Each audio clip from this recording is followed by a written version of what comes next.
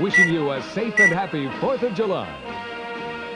Hi, people. My name is Coach Graham T. Lubbock, and I'll be covering Spanish dos while Mr. Clemente is straightening out his little citizenship misunderstanding. That's a glimpse of the new series, Just the 10 of Us. It's a spin-off of the hit Growing Pains. That big guy plays a high school coach and the father of 8. Please welcome Bill Kirchenbauer.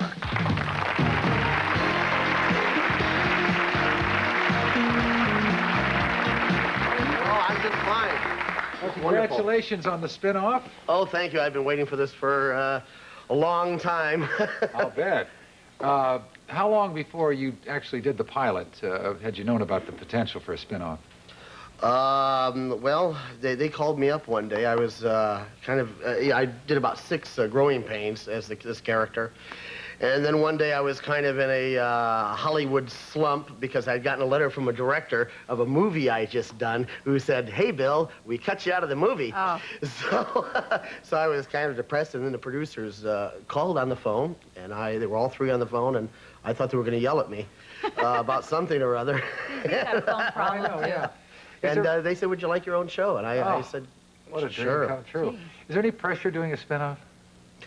I don't think so. When you were spinning off of such a great show like Growing Pains, if anything, I think it's an asset because you have something to go from. Even though the 2 shows from the initial conception are different, our show being a little bit broader, and it's 2 different shows, but not really. Yeah, how big a family do you have? Well, I'm an only child. And I have no children, actually. So 7, 8 children for a guy like me. So I have a couple dogs, though. Yeah. What kind? I have a new dog. I need Oh, one. do you? I have a new dog, too. I have a little dog, and then I have a big dog who's part shepherd, part Dobie. And then I have a little puppy. I named him Nielsen. Oh, that's after a the good ratings. Yeah. It I seemed to wonder work if out. dogs could answer phones. What do you think? Oh, that would be good. Wouldn't that I've be got neat? the sweetest one. I've got a big yellow lab. Well, let's take a look at another moment from Just the 10 of Us, and we'll meet some more of the kids. All right, people. My name is Coach Lubbock, and for the next few days, I'll be covering Latin 4. All right, settle down, you guys, or a couple of you wise guys are going to drop and give me 10. Or, as we say in Latin, drop and give me X. All right, people, my name is Coach, and as you all know, this is health, and this week we will be covering sex education. I'll be telling you how... Oh, jeez Louise.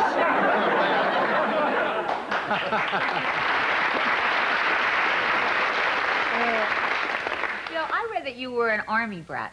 Did that make you funny? You know, I definitely think it did have something to do with it. I went to 13 schools in 12 years, and if you squint your eyes, a classroom looks a lot like an audience. So I think it really did have a lot, because I would maybe go to school for 3 months, and then we'd go to another place, and then they said, "Well, here's the new kid." I'd walk in the middle of the year, and I'd try to do something funny. Yeah. And working with all the kids, is that fun? Oh, yeah, it is. Because actually, I kind of sometimes really do feel like I'm their real father. The girls come to me and talk to me about their boyfriends, and I say, "Stay away from those boys." And they come to me with their problems, and it's quite fun, actually. I think it's very nice to have a lot All of right, children. you're kind of a parental figure, and you played, what, 9 years as a parent? Yes. Any advice? For Bill or Yeah. for parents Oh, no. everywhere? For Bill. I guess the biggest thing is to make sure that your character makes a lot of mistakes. Because people watch and they really think it's true, and You they want to really make sure think you're that, vulnerable and... yeah, that you don't have all the answers. Well. Because nobody does. Your writers don't even have all the answers. No. Now, between jobs, you, I don't know, do you still work as a stand-up comedian? Yes, I enjoy doing stand-up. I call it entertaining drunks, but no, in the comedy clubs, you have people, you go to a nice theater, you're up there entertaining, and the people are sitting there in the theater. In the comedy clubs, they're, "Oh, yeah." And of course, the more they drink, the funnier you get. How do you handle hecklers? I just don't understand how anybody can do stand-up and have to handle that kind of thing. Well, people hear the word heckler. This is one of my pet peeves. I think people come to a comedy club, and a lot of people have never seen a live comedian, and when they watch you, they kind of think, well, gee, he's just kind of talking, really. And sometimes, if they're the funny person in their little group, they, I think, they get caught up in the excitement, and they start saying things. And sometimes it doesn't make any sense. So what do you do?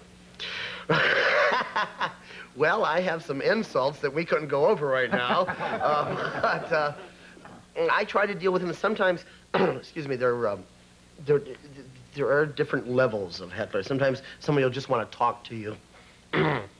Sometimes they'll talk amongst themselves, which I consider heckling too. I have a big flashlight I keep with me, and it's a police flashlight, and I just turn it on their face and say, shut up, and I'll turn it off.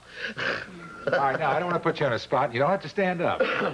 But how about a couple of gags? Well, people always ask me, they say, Bill, how is it you got started in comedy? And the truth is, when I was just a little kid, all the other kids used to laugh at me because I was physically different than them. But it's just a little thing, though. You don't really notice it a lot. You only notice it, like, maybe if I go to the movies, I go, oh, good show. But, I was on a cruise. This is true now. I was working on a Caribbean cruise, and I got kicked off.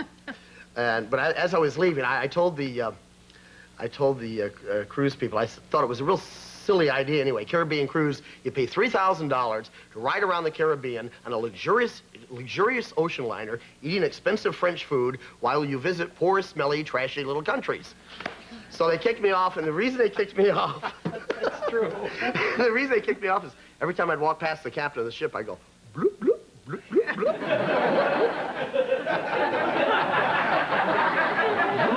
That would make the captain of the ship very nervous. Our guest, Bill Kirchenbauer, star of The 10 of Us. Thank you, Bill, for stopping by. Thank you for having me. Nice to have you. Coming up next, we'll hear the first-hand account of a former Los Angeles Lakers fight to beat cocaine.